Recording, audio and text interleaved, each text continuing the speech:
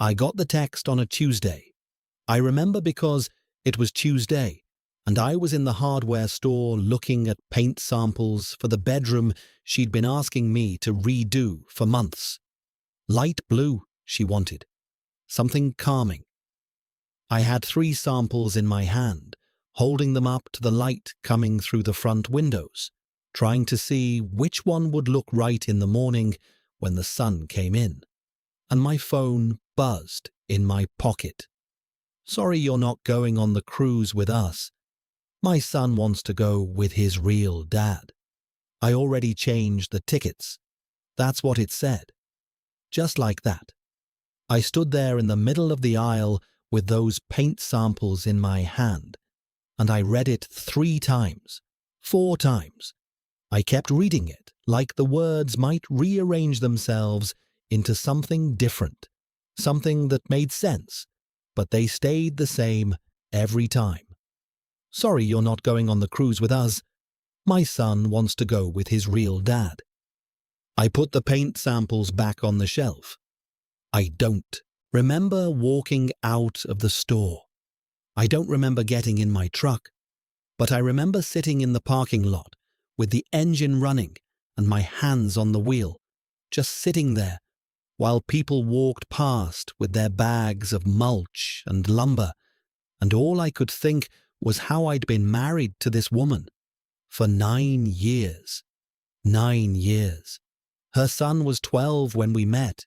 He's 21 now. I taught him how to drive. I sat through every parent-teacher conference when his mother was working nights. I was the one who helped him with his college applications, who drove him to campus that first day, who sent him money when he called, saying he was short on rent. But I wasn't his real dad. I knew that, of course. I always knew that. His father was still around, still in the picture, in that way some men are, where they drift in and out when it's convenient, when they feel like being a father for a weekend or a holiday. Marcus, his name was. Worked construction, always had some reason why he couldn't take his son for his scheduled time, always had some excuse about money or work or his girlfriend or whatever story made sense that particular month. And I never said anything about it, never complained, never made it an issue, because I thought that's what you do when you love someone. You take care of what needs taking care of. You show up. You be steady when other people aren't. I thought that mattered. The cruise was supposed to be for our anniversary. 10 years. She'd found the deal online, showed me the pictures of the ship, the ports we'd visit. We'd been planning it for 8 months. I'd taken the time off work. We'd bought new clothes. She'd been talking about it every day for weeks, showing me the itinerary, talking about which excursions we should book, whether we should get the drink package. And then Marcus decided he wanted to go, and she changed the tickets and sent me a text in the middle of a Tuesday afternoon while I was holding paint samples for a bedroom I was supposed to paint because she wanted it light blue. I drove home. I remember that part clearly. I drove home on autopilot, and the whole time I kept thinking about how calm the text was, how casual, like she was telling me she'd be late from the grocery store. Sorry you're not going on the cruise with us, like it was a small change of plans, an inconvenience, not the end of something. I sat in the driveway for a while. Our house, the house we'd bought together 6 years ago. 3 bedrooms, nice yard, quiet street. I'd put in the fence myself, built the deck, planted the garden she wanted, fixed everything that broke, made it ours. Except it wasn't ours. It was hers, and Marcus's son's, and I was just the man who paid the mortgage. That's when something shifted in me, something I didn't know was there until that moment, something that had maybe been building for 9 years, and I'd just never let myself see it. I sat in that driveway and I felt it rise up like water that's been held back too long. And I thought about every time Marcus had called and she'd dropped everything. Every time Marcus had shown up and I'd made myself scarce because it's easier this way. Every time she'd defended him when I gently, carefully suggested that maybe he needed to be more consistent with his son. Every time she'd told me I didn't understand because I wasn't a parent. But I'd been there. I'd been there at the hospital when her son broke his arm. I'd been there at graduation. I'd been there at midnight when he was scared or sick or struggling with something he couldn't tell his mother. I'd been there for soccer games and science fairs and the morning he wrecked his first car and called me crying before he called anyone else. I'd been there, but I wasn't his real dad. I went inside and I started making phone calls. I know how that sounds. I know what people would say if I told them this story out loud, if I said it in a room where people could see my face and judge what kind of man does what I did. But I'm old now. I'm 73 years old, and I live alone, and I have time to think about these things, to turn them over and over in my mind at night when I can't sleep. And I still can't say for sure whether I was right or wrong. I just know I did it. I called the credit card companies first. We had 3 cards in my name that she used. One for groceries, one for gas, one for everything else. I told them I needed to cancel the cards. They asked if they were lost or stolen, and I said yes, they were stolen. Because that's what it felt like something had been taken from me. Then I called the bank. We had a joint account, but the house was in both our names, and I'd been the one making the mortgage payments for 6 years. I told them I needed to take my name off the account. They made it complicated, said I'd need her signature, but I'd been banking there for 30 years, and I knew people, and I made it work. I transferred my money to a new account she didn't know about. Everything I'd kept separate, which wasn't much, but it was mine. The house took longer. I called a realtor that same evening, woman named Patricia, who'd sold my sister her house few years back. I told her I needed to sell fast, needed to close within a month if possible. She asked if my wife knew, and I said she would soon enough. I listed it for less than it was worth. Not so low it looked desperate, but low enough that we'd get offers quick. Patricia said I was leaving money on the table, but I didn't care about the money. I cared about being done. The offers came in within a week. I accepted one on day 8. Cash buyer, 30-day close. And I didn't tell her. I know that's the part that makes me something other than a good man. That's the part that crosses a line that maybe shouldn't be crossed. But when I think back to that text message, to how easy it was for her to erase me from those plans, from that trip we'd been building toward together, I can't find it in me to feel bad about it. Maybe that makes me cold. Maybe that makes me worse than I want to believe I am. She was on that cruise for 10 days. I had the house sold in 30. I signed the papers the day before she was due to come home. The new owners were moving in that weekend. I packed my things over those 3 weeks. Not everything, just what mattered. Clothes, papers, photos of my family, my parents, my sister, the watch my father gave me, the books I'd read too many times to count. I left behind the furniture we'd bought together, left behind the plates and the pictures on the walls and the tools in the garage, left behind the garden I'd planted and the fence I'd built and the deck where we used to sit in the evenings when the weather was nice.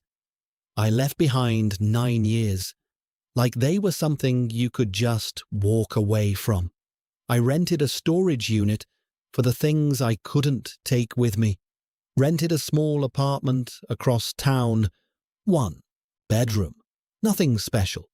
A place to land while I figured out what came next.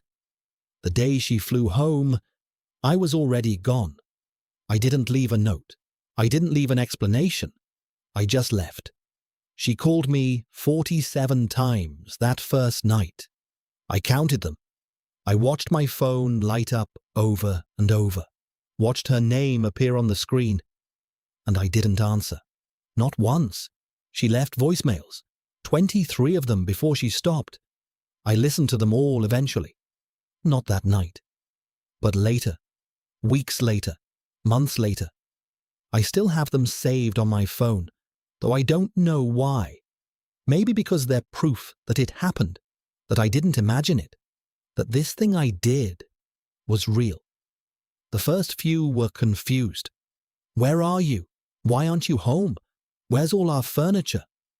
Then they got angry. How could you do this? How could you sell our house without telling me? You're crazy. You're vindictive. You're a child.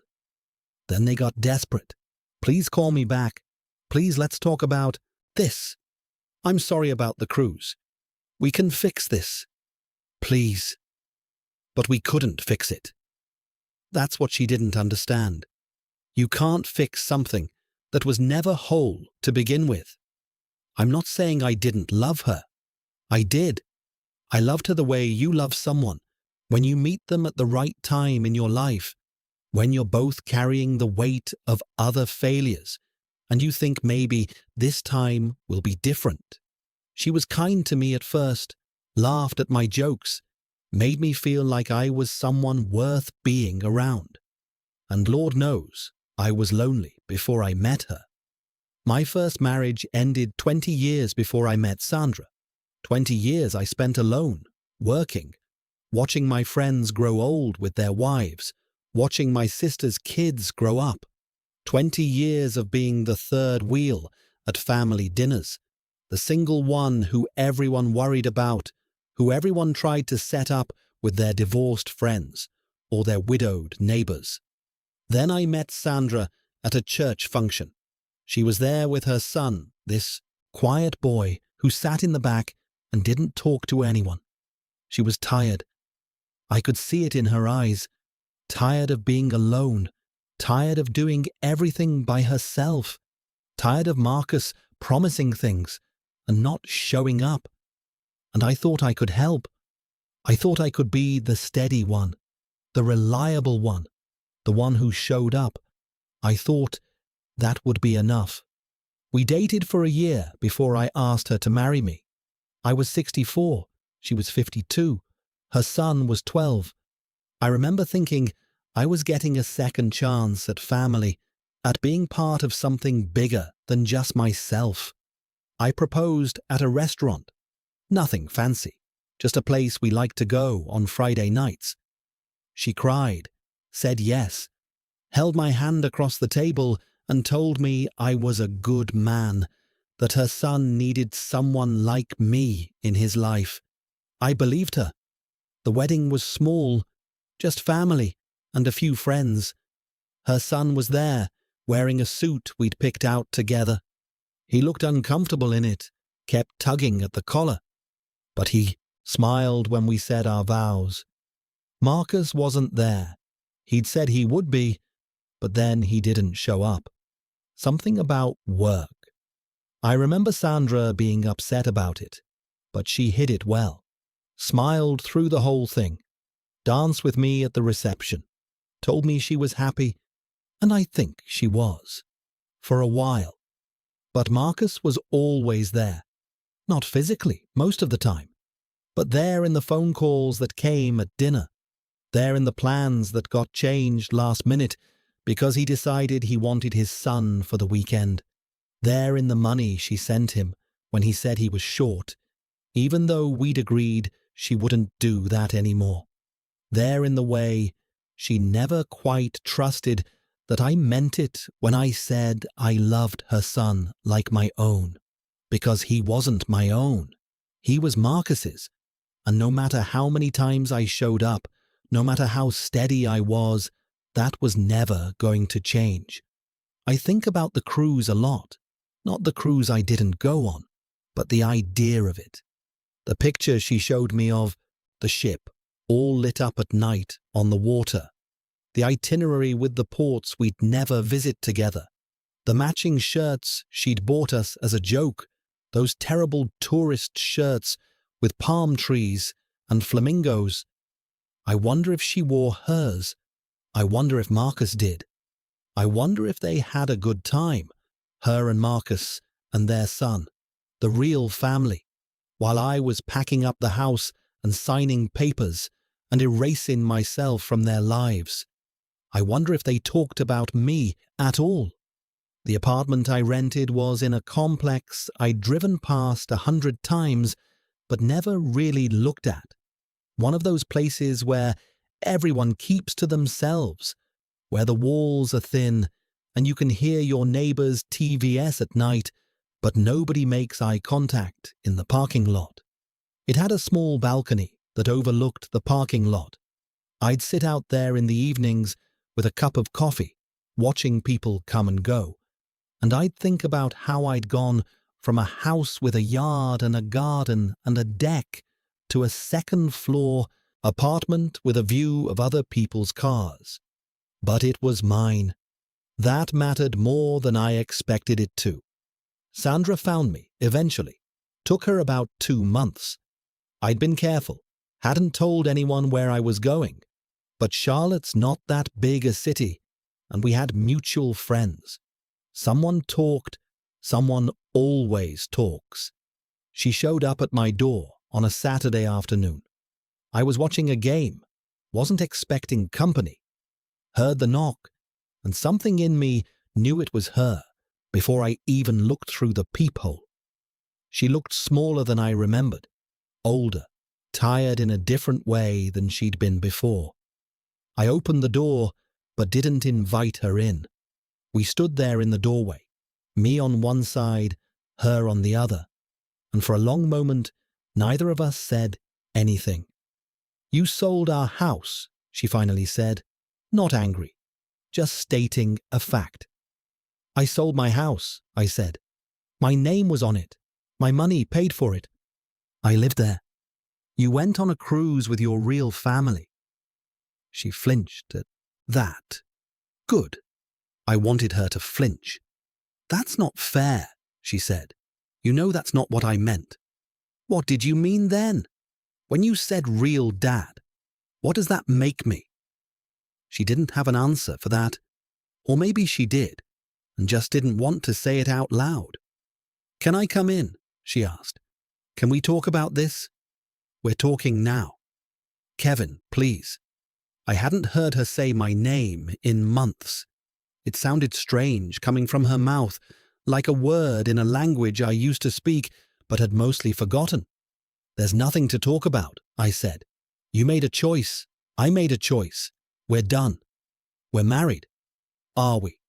She pulled papers from her purse, the deed to the house, or what used to be the deed, documents from the bank showing the accounts I'd closed, the credit card statements with the final balances.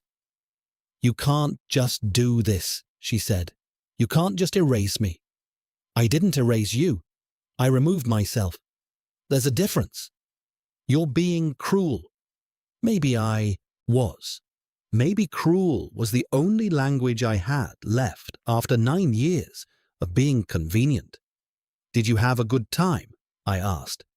"On the cruise? With your real family?" "Stop saying that. That's what you called him, real dad. So what does that make me? The fake one? The stand-in?" "You're twisting my words." "I'm repeating them." We stood there, and I could see she was trying not to cry. Part of me wanted to comfort her, the old part that had spent 9 years trying to make things easier for her. But there was a newer part, a harder part, that watched her cry and felt nothing, or worse than nothing, satisfaction. "Marcus wanted to go," she said finally. "His son wanted him there. They haven't spent time together in years. I thought you'd understand. So you texted me. Didn't call. Didn't ask. Just texted me while I was buying paint for the bedroom you wanted redone. I was going to explain when I got back. You changed the tickets without asking me. You replaced me without a conversation. You didn't think I deserved more than a text message. She looked down at the papers in her hands. I didn't think you'd react like this. How did you think I'd react? I thought you'd be upset. I thought we'd talk about it. I thought you'd understand that sometimes things are complicated. Things were complicated for 9 years, Sandra. I understood for 9 years. I showed up for 9 years. I thought that meant something. It did mean something. It means everything. Kevin, you're the one who's been there. You're the one who, but I'm not his real dad. She closed her eyes. I shouldn't have said that. But you did. And you meant it. That's the thing you don't get. You meant it. I started to close the door. She put her hand out to stop it. Don't do this, she said. Please, we can fix this. We can go to counseling. We can talk to someone. There's nothing to fix. You showed me where I stand. I'm just accepting it. I love you. You love what I do for you. That's different. I closed the door. She knocked for a while. Called my name. Tried the handle even though she could hear me turn the lock. Eventually she left. That was 3 years ago. 3 years of living in this apartment with my coffee maker and my TV and my books. 3 years of working my job and coming home to silence. 3 years of not being anyone's husband, anyone's stepfather, anyone's anything. Some people might think I'm bitter. Maybe I am. But mostly I'm just tired. Tired of thinking about that text message. Tired of wondering if I overreacted. Tired of replaying that conversation at my door and thinking of all the things I should have said differently, or maybe shouldn't have said at all. Tired of wondering if walking away from 9 years makes me strong or just makes me cruel. I saw her son once, few months after she came to my door. I was at the grocery store, middle of a weekday afternoon, and there he was in the produce section, looking at tomatoes. He's a man now, not the kid I taught to drive. Taller than me, filled out, looks like his mother around the eyes. He saw me before I could decide whether to turn around and leave. Kevin, he said, not hostile, not friendly, just my name. Marcus Jr., I said, even though everyone called him MJ. Haven't seen you in a while. Been busy. Mom's been trying to reach you. I know. He put a tomato in his basket, picked up another one, examined it, put it back. I got the sense he was trying to figure out what to say. What you did, he started. Selling the house and everything. That was pretty messed up. Yeah, well, but I get it. Kind of. That surprised me. I looked at him, really looked at him, and saw someone I didn't quite recognize. Not a kid anymore. Someone who'd had 3 more years to understand things he didn't understand before. She shouldn't have sent that text, he said. I told her that after. Told her it was wrong. Did you want him there, on the cruise? He shrugged. He's my dad. He wanted to go. Mom thought it would be good for us. And was it? He got drunk the second night, and we barely saw him after that. Same old Marcus. I almost laughed. Almost. But it would have been mean laughter, and this kid, this man, didn't deserve that. I appreciated everything you did, he said. Just so you know, all the times you showed up when he didn't, teaching me to drive and helping with college and all of it. I appreciated it. But I wasn't your real dad. He looked uncomfortable. That's not what I would have said. But it's what your mother said. Yeah, she shouldn't have. We stood there in the produce section, and I wanted to ask him so many things. Did he miss me? Did he think about me when something broke and he needed help fixing it? Did he understand why I left? Or did he just think I was a bitter old man who couldn't handle being second place? But I didn't ask any of those things. Take care of yourself, I said. You too, Kevin. I left before he could say anything else, sat in my truck in the parking lot with a bag of groceries on the seat next to me, and my hands shaking on the wheel. That was a year ago. Haven't seen him since. I think about that cruise more nights than I'd like to admit. I think about the version of me who might have reacted different. The version who called her instead of sitting in that parking lot making plans. The version who talked it through, who expressed how hurt he was, who tried to find a compromise. Would that version still be married? Would that version still live in that house with the garden and the deck? Would that version still be in MJ's life, watching him become whatever he's becoming, being part of something? Or would that version just be swallowing hurt for another 9 years, being convenient, being the stand-in, being good enough until he wasn't?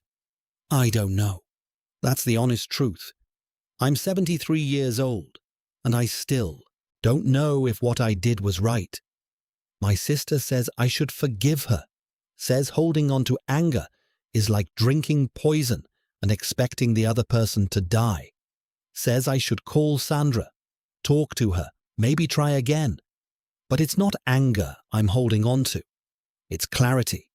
That text message was the clearest thing anyone's ever said to me. It cut through 9 years of pretending and showed me exactly where I stood. Not as a husband, not as a father, just as the man who was there when the real one wasn't. And once you see that, once you really see it, you can't unsee it. The apartment is quiet at night, sometimes too quiet. I'm not used to it still, even after 3 years. In the house, there were always sounds.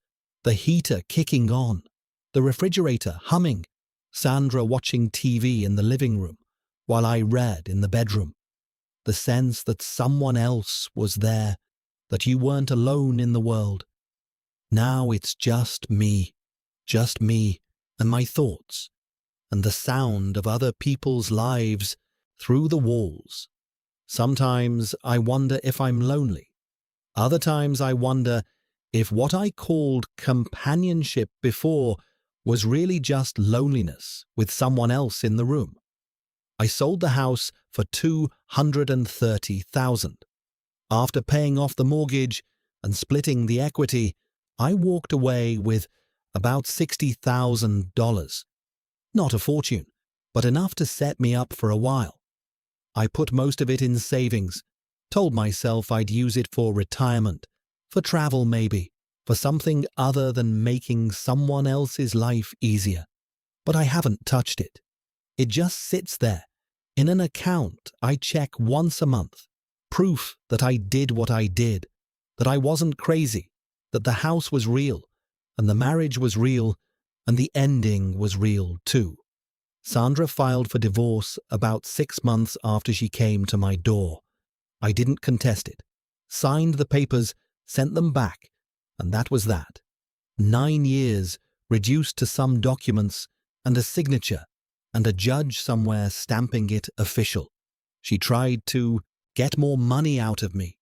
Said I'd sold the house without her consent, that she deserved more than half the equity. My lawyer said she didn't have a case. My name was on everything. I'd paid for everything. She'd been living there, sure, but she hadn't contributed to the mortgage in any meaningful way. The judge agreed. She walked away with her half and nothing more. I felt vindicated at the time, felt like justice. But now, 3 years later, lying awake at night in this apartment, I'm not sure vindication is worth what it cost. Because what did it cost? A marriage, yes. But that was already over the moment she sent that text. A relationship with MJ. That hurts more than I want to admit. I think about the times we had, the quiet moments in the car when he'd talk to me about things he couldn't talk to his mother about, the way he'd call me when he needed advice, the way he'd show me his report cards first, before anyone else, because he knew I'd be proud. That's gone now. Maybe it would have been gone anyway, eventually. Kids grow up. They move on. They start their own lives, and the people who raise them become background noise. People you call on holidays, people you see a few times a year, if everyone's schedules line up. But I didn't get that natural falling away. I got a clean break. A door closed. A chapter ended without warning. And some nights I wonder if the pain of a clean break is better or worse than the slow fade of natural distance. I've started going to a different church. Couldn't keep going to the old one, where everyone knew us, where people would ask about Sandra and look at me with pity or judgment, or that careful neutrality that's somehow worse than both. This new church is smaller, older congregation. Nobody knows me. Nobody knows my story. I can sit in the back and listen to the sermon and leave without having to explain myself to anyone. The pastor talks a lot about forgiveness, about grace, about turning the other cheek and loving your enemies, and all those things that sound good in theory, but feel impossible in practice. I listen and I nod, and I think about that text message. Sorry you're not going on the cruise with us. And I can't find it in me to forgive. Not yet. Maybe not ever. Is that wrong? Probably. The pastor would say it is. My sister would say it is. Even MJ, standing there in the produce section, seemed to think I should let it go. But they didn't get that text. They didn't spend 9 years showing up only to be told, casually, in 14 words, that they were replaceable. I had a dream about the cruise last month. First time I dreamed about it in a while. In the dream I was on the ship, but I was alone, walking the decks at night while everyone else was inside having dinner or watching shows or doing whatever people do on cruises. The ship was huge, empty, just me and the sound of water and the lights from ports we were passing, but never stopping at. I woke up and it was 3 in the morning, and the apartment was dark, and I thought about Sandra, wondered where she was, if she was sleeping, if she ever thought about me, if she regretted that text, or just regretted how I reacted to it. Wondered if she'd found someone new, someone who'd be more understanding when Marcus called, someone who wouldn't take it personally when she chose her son's real father over him, someone better at being second place. I get up some mornings and I go through my routine, and I realize I don't know what I'm getting up for anymore. Work, sure. I still work 3 days a week at the warehouse, moving boxes, checking inventory, doing the same things I've been doing for 40 years. But that's not a reason. That's just a thing you do, because bills need paying and time needs filling. I used to get up because Sandra needed me to, because MJ had a game, or a meeting, or something that required me to be somewhere at a certain time, because the house needed maintaining, and the yard needed tending, and there were things that would fall apart if I didn't pay attention. Now there's nothing that needs me. The apartment doesn't need maintenance. I pay someone to cut what little grass there is. I eat simple meals that don't require planning. I watch TV shows I don't care about. I read books I've already read. I exist, but I'm not sure I'm living. And maybe that's what I deserve. Maybe this is the price of walking away instead of staying and fighting. Maybe this loneliness is exactly what you get when you choose pride over forgiveness, when you choose to be right instead of to be reconciled. Or maybe it's just what it is. Maybe there's no deeper meaning. Maybe sometimes people hurt you and you hurt them back and everyone ends up alone and there's no lesson, no growth, no redemption arc. Just silence. I see Marcus sometimes, not to talk to, just around. Charlotte's not that big, and we run in some of the same circles, whether we want to or not. He doesn't look any different. Still got that easy smile, that casual way about him that probably made Sandra fall for him in the first place. He doesn't know who I am. Why would he? I'm just the man who came after him, the man who raised his son while he was busy with other things, the man who got erased when it was time to pretend they were a real family. I wonder if he knows what he did, if Sandra told him, if on that cruise, while they were eating dinner or swimming in the pool or watching the sunset, she mentioned that her husband, her second husband, the stand-in, had sold their house and disappeared because of a text message she sent. I wonder if he cared. Probably not. Why would he? He got what he wanted. His son, his ex-wife's attention. A cruise he didn't have to pay for. He probably doesn't think about me at all. That bothers me more than it should. I want to matter to the people who erased me. I want them to feel bad about it. I want Sandra to lie awake at night thinking about that text message, about how casually she broke something that had taken 9 years to build. But wanting people to feel bad doesn't make them feel bad. It just makes you bitter. And I'm trying not to be bitter. Some days I do better than others. My father used to say that anger is just hurt that hasn't figured out how to cry yet. He said it to me when I was young, when my first marriage was falling apart, and I was so angry I couldn't see straight. He sat me down in his kitchen and made me coffee, and said those words like they were simple truth. I didn't understand them then. I think I'm starting to now. I'm not angry at Sandra anymore. Not really. Anger takes energy, and I don't have much of that these days. But I am hurt. Hurt in a way that's settled into my bones, become part of who I am. Hurt that colors every interaction, every decision, every quiet evening in this apartment. And I don't know how to cry it out. Don't know if crying would even help. My sister calls me every Sunday. Has for 3 years now. Same time, same questions. How are you doing? Are you eating okay? Have you thought about calling Sandra? I give her the same answers. I'm fine. Yes. No. She knows I'm lying about being fine. I know she knows. But we keep up the routine anyway, because that's what family does. You call. You ask. You pretend the answers matter. Last Sunday, she told me Marcus and Sandra are seeing each other again. Not sure where she heard it. Probably through the church gossip network that spreads information faster than the internet. But apparently, they've been spotted together. Dinner a few times. Church once. Walking in the park near where the house used to be. The house I sold.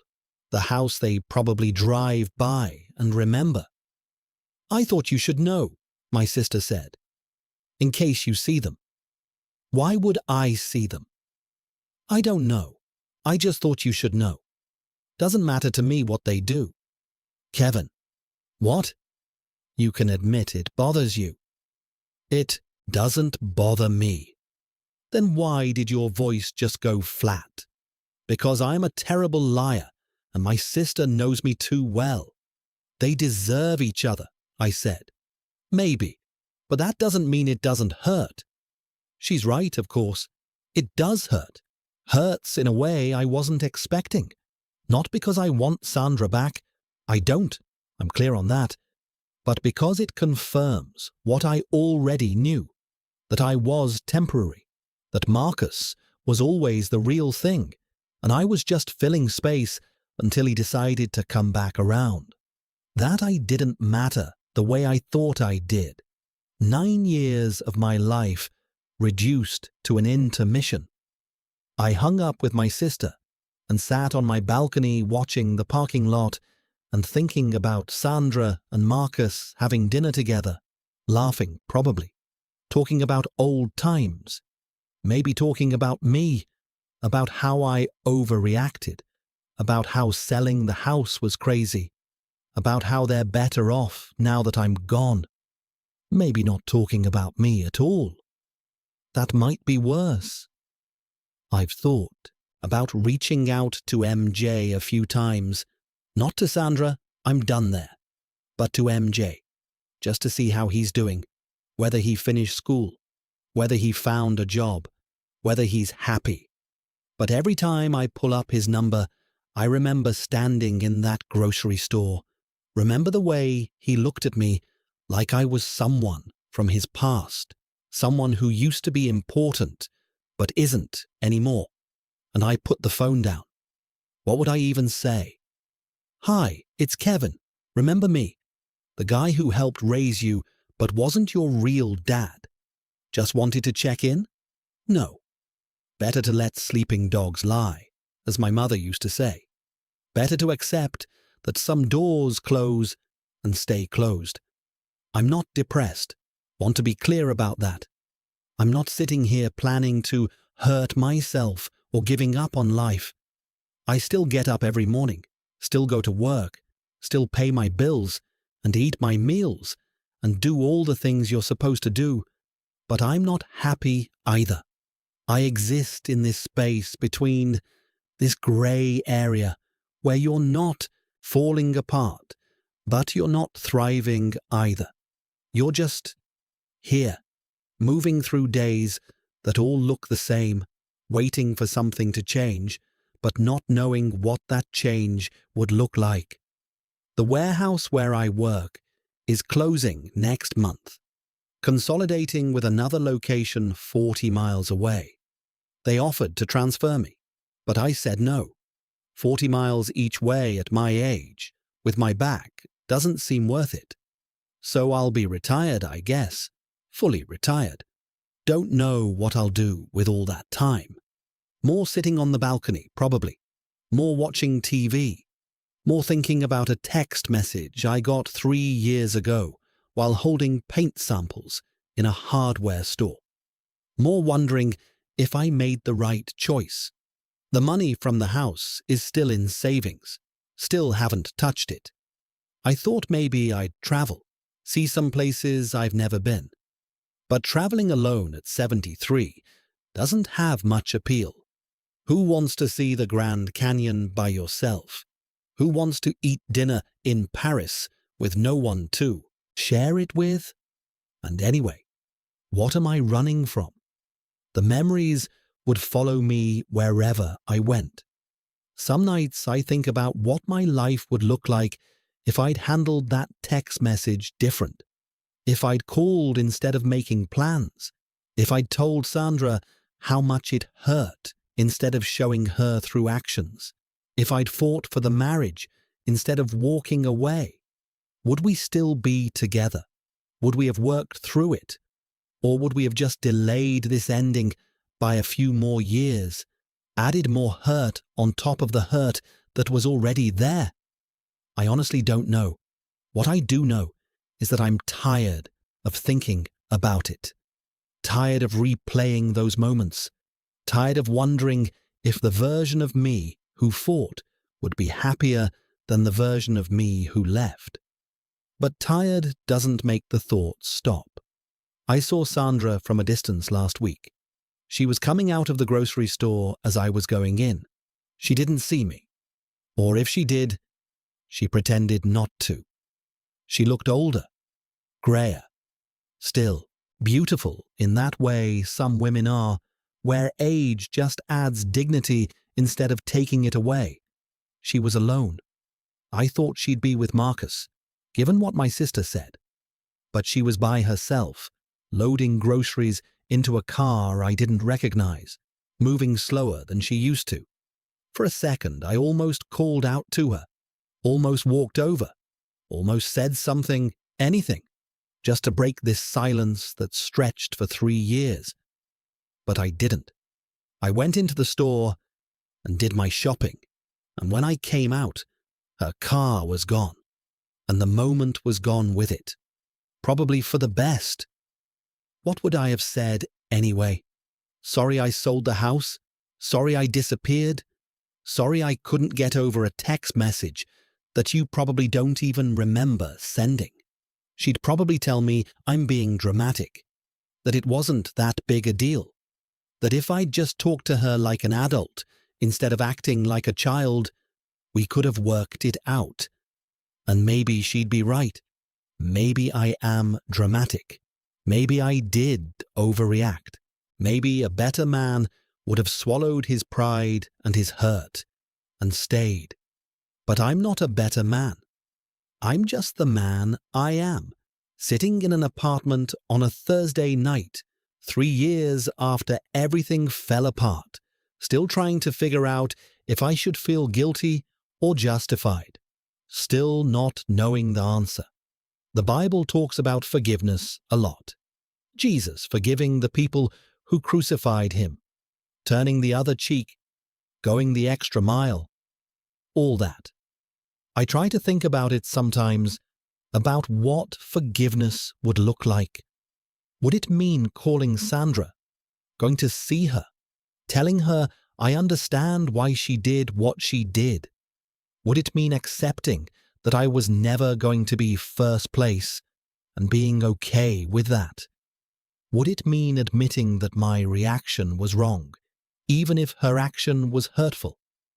I don't know how to do any of that. I don't know how to forgive something that confirmed my deepest fear, that I wasn't enough, that I could show up every day for 9 years and still be replaceable. That love and commitment and steadiness don't matter as much as biology and history and whatever pull Marcus had that I never did. The pastor at my new church did a sermon a few weeks ago about the prodigal son, about the father who waited and watched and welcomed his wayward son home even after everything. He talked about how hard it must have been for the older son, the one who stayed, the one who did everything right, watching his father throw a party for the one who'd left. I thought about that older son a lot, wondered if he ever forgave his brother, wondered if he spent the rest of his life bitter about that party, about the unfairness of it all, wondered if he was happier before his brother came back. Sometimes I feel like that older son, like I did everything right and still got treated like I didn't matter, like showing up and being steady counted for nothing in the end. And I wonder if that's just how life works. If the people who leave get welcomed back, while the people who stay get taken for granted. If that's true, then maybe I was right to leave. Maybe the only way to be valued is to be absent. Maybe presence doesn't mean anything until it's gone. But that's a bitter way to see the world. And I'm trying not to be bitter, even if I'm failing most days. I think about the fence I built, the deck, the garden, all the physical things I put into that house, into that life. I wonder who lives there now, if they appreciate the work I did, if they use the deck on summer evenings, if they've kept the garden going or let it die. Probably let it die. Gardens need tending, and most people these days don't have time for that. I could drive by and look, The house is only 20 minutes from here. But I haven't.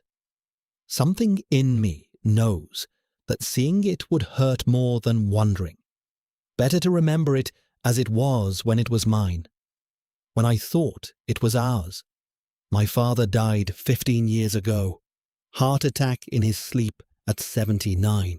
Quick, clean, the way he would have wanted it. I think about him sometimes, about what he would say about all this. He was married to my mother for 53 years. Not always happy years, not always easy. They fought like any couple fights, had their problems, like any couple has problems. But they stayed. Through sickness and health and poverty and arguments and all the things that test a marriage, they stayed. I wonder if that makes them better than me, or just different. I wonder if they had moments where they wanted to leave, where they thought about walking away, where something hurt so bad they couldn't see past it. Probably they did, but they stayed anyway, and I didn't. Does that make me weak? Does it make me smart?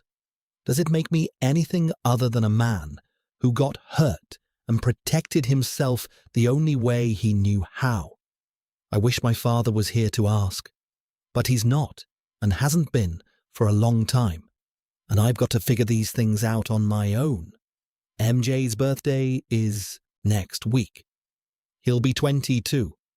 I still have the date in my phone, one of those calendar reminders that pops up every year, even though I deleted his contact information 2 years ago.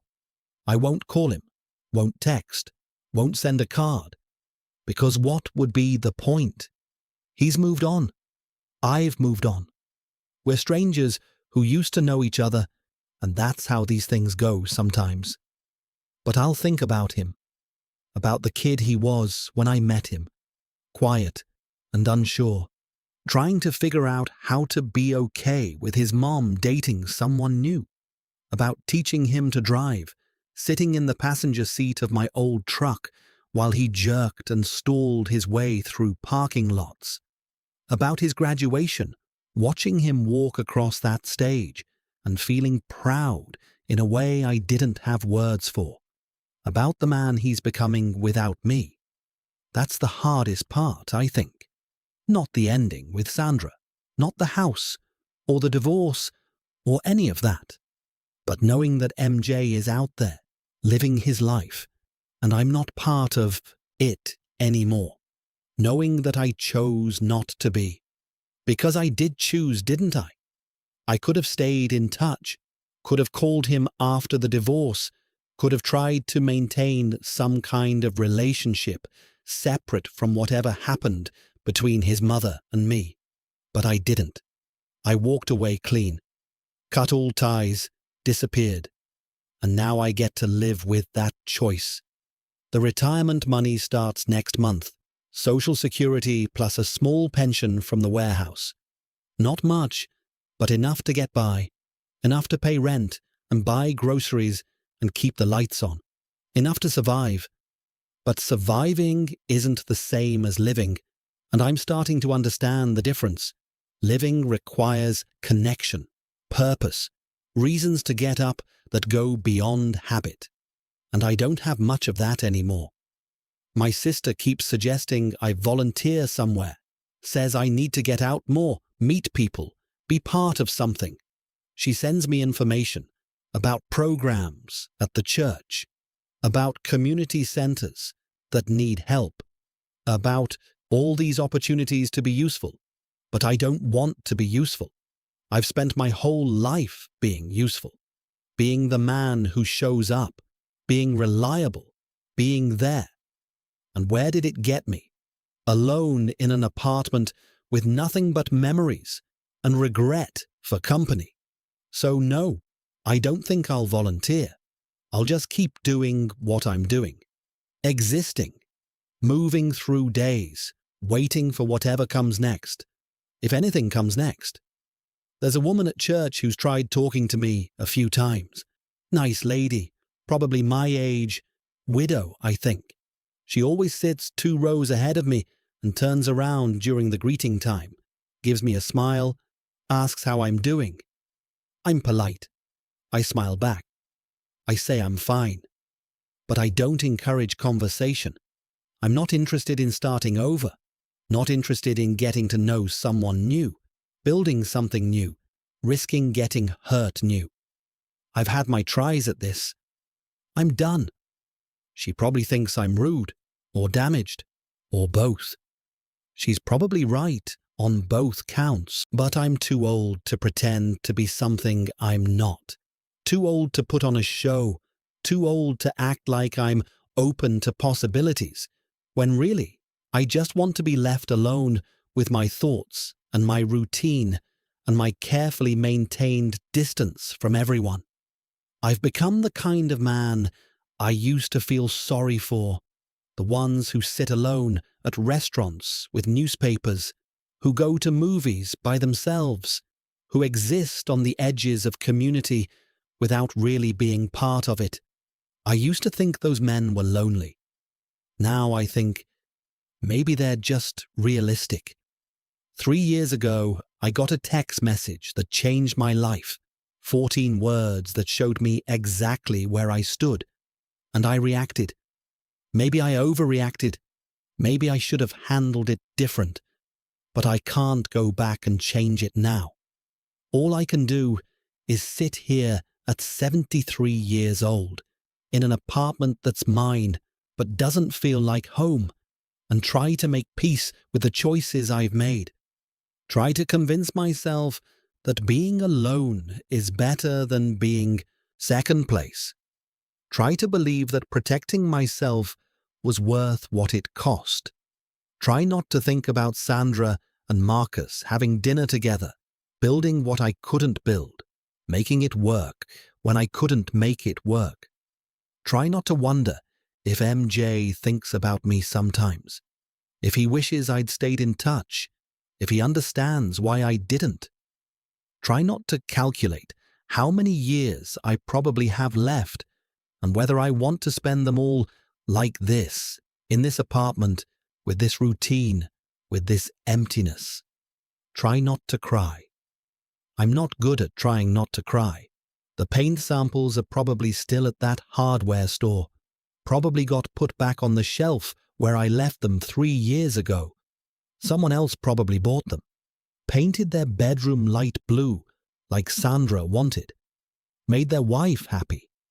I think about those paint samples more than I should, about what it felt like standing there with them in my hand, trying to pick the right shade, trying to make her happy, trying to be a good husband, about the exact moment my phone buzzed, about reading those words and feeling something break inside me that I didn't know could break, about making the decision right there in that moment that I was done trying. Sometimes I wish I could go back to that moment, not to change what I did. I'm not sure I would change it, but just to see if the decision was as clear as I remember it being. Because from here, 3 years later, nothing feels clear anymore, just empty. And I sit here at night, 73 years old, alone, wondering if this emptiness is freedom, or if it's just another kind of prison, wondering if I saved myself, or if I just ended up somewhere different, but equally lonely, wondering if Sandra ever thinks about that text message, if she regrets it, if she understands what it did, wondering if any of it matters now. The TV is on, but I'm not watching it. The coffee in my cup went cold an hour ago. The sun went down, and I didn't bother turning on the lights. And I sit here in the dark, in this apartment that's mine, but doesn't feel like home. And I think about a cruise I didn't go on, and a house I sold, and 9 years I can't get back. And I wonder if this is what I wanted, if this is what being right feels like, if this is worth it. I still don't have an answer. Maybe I never will.